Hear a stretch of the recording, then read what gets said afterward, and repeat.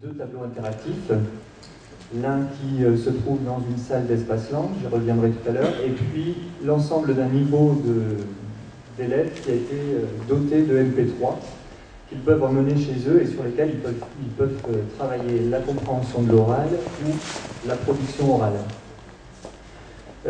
Lorsque Mme Ronsin m'a demandé d'intervenir et de témoigner sur mes pratiques avec les fils, je me suis demandé un petit peu est-ce que je pourrais m'en passer? C'était une question qui a été posée ce matin et je crois qu'en tant que prof de langue vivante, c'est devenu vraiment incontournable. Langue vivante, c'est-à-dire quelque chose qui est en évolution constante. C'est une culture qui est liée à la langue et c'est aussi une société où il se passe des choses, qui évoluent, etc. Et on ne pourrait pas se contenter, je crois qu'on ne pourrait plus se contenter d'un simple manuel papier. En plus, je crois qu'il y a une vraie plus-value pédagogique avec les TIS. Après, on réfléchit à la manière dont on les utilise avec mes collègues en anglais et en allemand, mais on constate déjà des évolutions dans la manière dont les élèves peuvent travailler en autonomie, par exemple. Alors, je construis mon intervention et puis la plus-value, la présentation de la plus-value sur 3 points. D'abord, depuis que je travaille avec les TIS, pratiquement au quotidien, j'ai ouvert mon cours vers l'extérieur. Ça, ce sera mon premier point. Le deuxième point, la deuxième plus-value, je crois que c'est l'individualisation et la personnalisation du parcours d'apprentissage des élèves. Et le troisième point, donc ça va peut-être un peu à contre-courant de ce qui a pu être dit ce matin, c'est à mon avis un gain de temps dans les apprentissages et dans l'évaluation des élèves. Alors le premier point, ce que j'ai pu constater depuis que j'utilise les TIS, MP3, TBI, Internet, c'est une ouverture de ma classe. Une ouverture, je crois, dans les deux sens. D'abord parce que au sein de ma classe, en live, en direct, je fais entrer un petit peu d'Espagne, un petit peu d'Amérique latine. Je peux, à ma guise, travailler sur des documents authentiques, ce qui répond à un critère officiel, travailler sur des documents authentiques de toute nature. Par exemple, l'année dernière, avec une classe de 3e, j'avais pris l'habitude, puisqu'il y a des accords cadres entre TVE, la chaîne espagnole, et le ministère, l'habitude de passer en début d'heure les titres du journal télévisé, par exemple. Ça dure 3 minutes, c'est une compréhension orale rapide, puis après on revient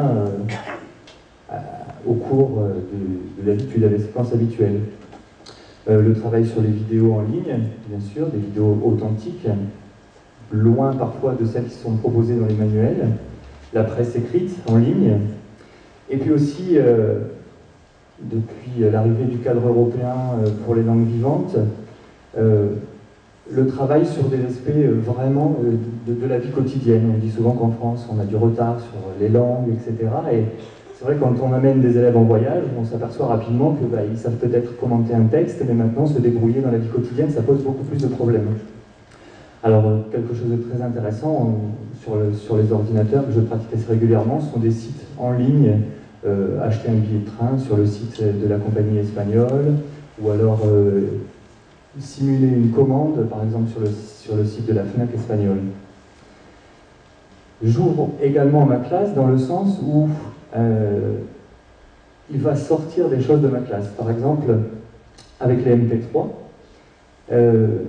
je vais réaliser un travail traditionnel en classe et le travail des élèves va se poursuivre à la maison. Alors sur les MP3, donc 70 élèves, ce qui correspond à un niveau, ont été équipés de ce MP3 qu'ils peuvent emmener à la maison.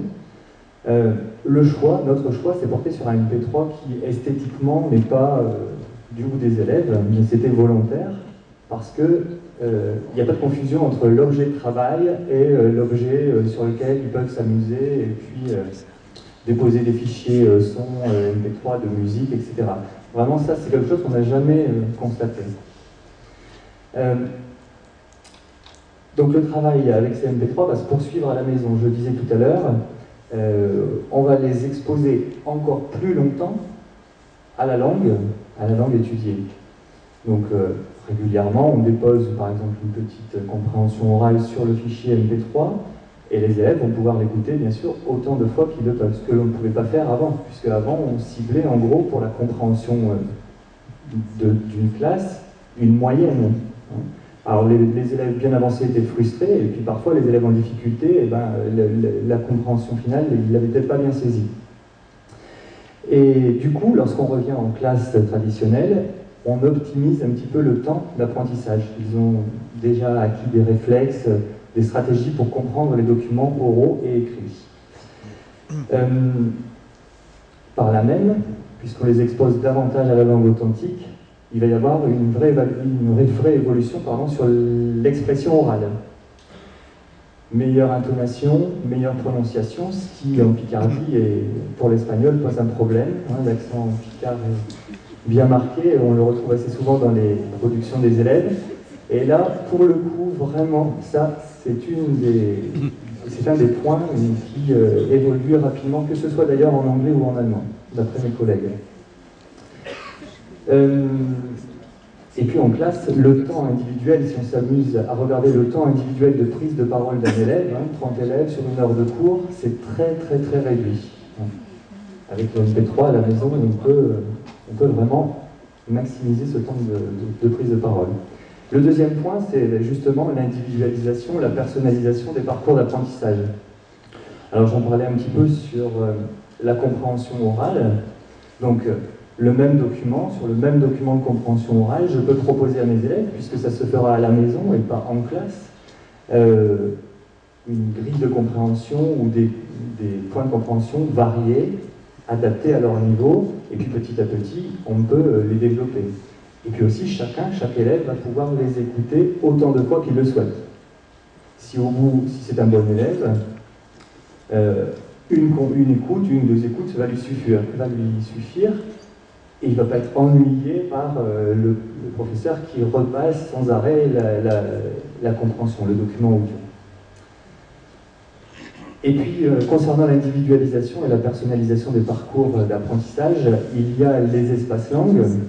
Donc, je tenais à dire un mot sur les espaces langues. C'est un espace qui, comme son nom l'indique, est réservé à l'apprentissage des langues. Une séance au cours de laquelle les élèves vont travailler en atelier. On travaille en atelier avec différents pôles, un pôle informatique, un pôle MP3 et un pôle papier. Et chaque élève va se voir proposer un document dans lequel il va chercher des informations pour remplir une mission collective, une tâche finale collective.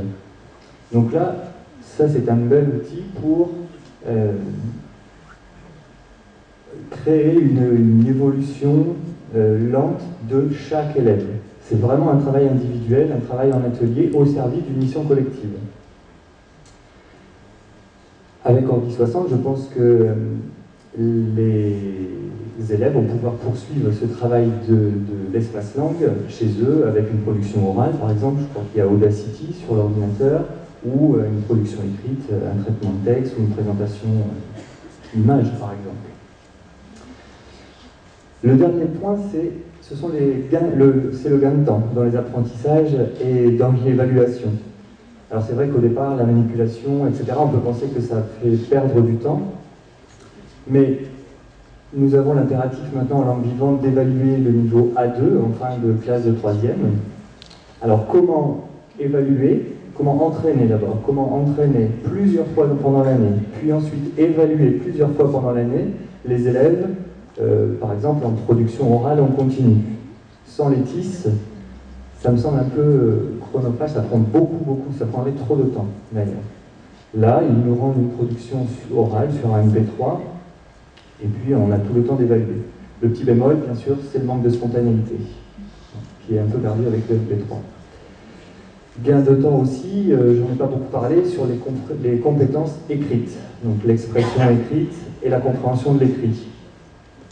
Le tableau interactif que j'utilise beaucoup permet bien de travailler et de développer chez les élèves des stratégies de compréhension de l'écrit.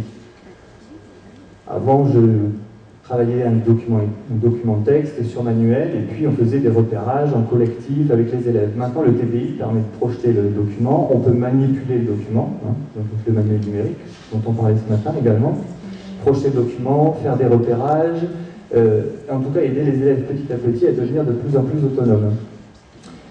En expression écrite, aussi en espace langue, nous disposons donc du TBI et puis d'une imprimante avec scanner Donc par exemple, on est en train de faire une petite production écrite, je prends le cahier d'un élève, je vais le scanner et j'envoie sa production en direct sur le tableau interactif.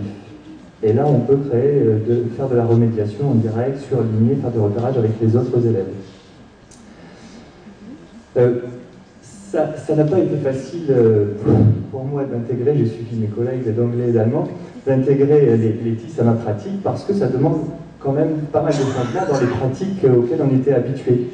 Il faut par exemple accepter de ne plus être le seul dans la classe à qui les élèves vont demander de l'aide, par exemple, puisqu'il va y avoir de la solidarité au sein de l'espace langue qui va se développer, de l'interactivité.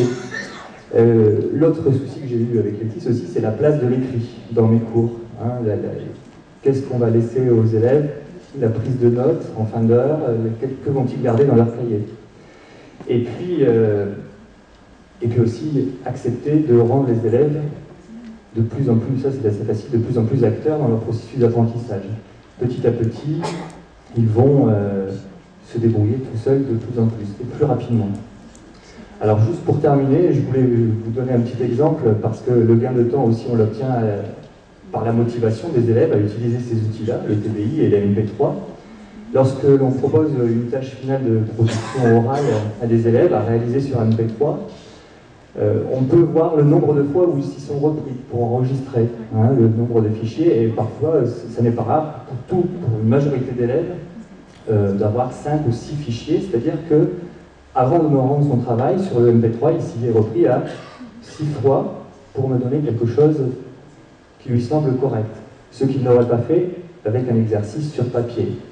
Il aurait fait une fois, pas tous, mais il aurait fait une fois et tout au papier. Voilà.